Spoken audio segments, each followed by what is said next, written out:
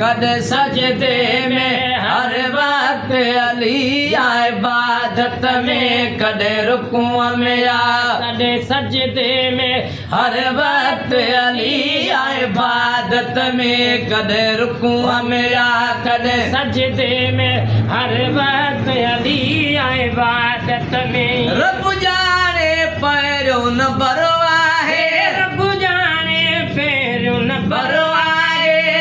शरफ शान शुजायत में कदे कुआं में आ कदे सजदे में हर वक्त अली आए इबादत में कदे रुकुआ में आ कदे सजदे में हर वक्त अली जाए इबादत में लंग घोड़े ते सैवराए प्यो कुर्बान जो खत्म पुजाए प्यो लंग घोड़े ते सैवराए प्यो कुर्बान जो खत्म पुजाए प्यो एड़ो इल्म जो गोर को नथी दो एड़ो इल्म जो गोर को नथी दो जाचो असहाबन जी जमायत में कदे रुकुआ में आ कदे सजदे में हर वक्त अली आए इबादत में कदे रुकुआ में आ कदे सजदे में हर वक्त अली जाए इबादत में अली जो इल्म कमाल बिरसो है पंहिंजो हलणो है हाल बिरसो तू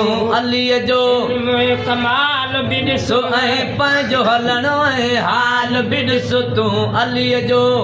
इल्म कमाल बिरसो है तो पंहिंजो हलणो है हाल बिरसो रब शान अली जो बयान कयो शान अली जो बयान कयो तू पढ़ कुरान जी आयत में कदे रुकुआ में आ कदे सजदे में हर वक्त अली आए इबादत में कदे रुकुआ में आ कदे सजदे में हर वक्त अली जाए इबादत में जजुबिया चीफ जस्टिस आ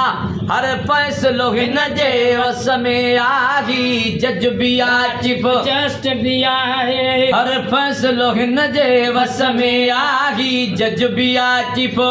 जस्टिस आ हर फैसलो हिन जे वस में आ दिया जाए ते फैसलो को नथी गई दी जाए ते फैसलो को नथी दी हाँ मौला अली जी अदालत में कदे रुकुआ में आ कदे सजदे में हर वक्त अली आए इबादत में कदे रुकुआ में आ कदे सजदे में हर वक्त अली जाए इबादत में रब जाने पैरों न बरो आहे रब जाने पैर न बराजे शरफ शान शुजायत में कदे कुआं में आ कदे सजदे में हर वक्त अली आए इबादत में किलो खैबर जो जय उड़ायो हो महबूब जी है फरमायो हो किलो खैबर जो जय दायो गो महबूब जी है फरमायो गो ये पता लिया जे हथा थींदी फतेह अली जे हथा थींदी ओ ये पता लिया जे हथा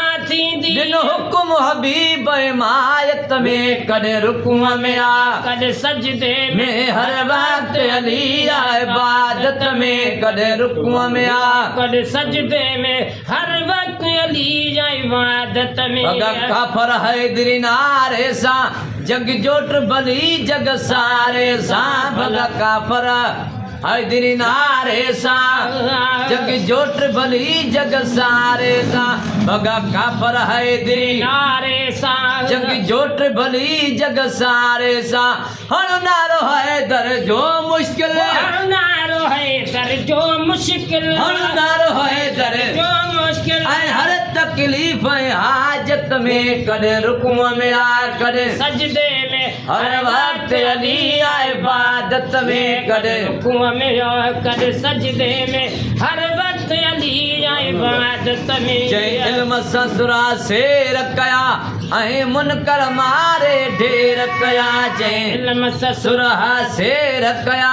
ऐं मुनकर मारे ढेर कया सेठार सजन अली आहे उत्तम सेठार सजन अली आहे उत्तम सेठार सजन अली आहे उत्तम बस इल्म कुल कामत में कदे रुकुआ में आ कदे सजदे में हर वक्त अली आए इबादत में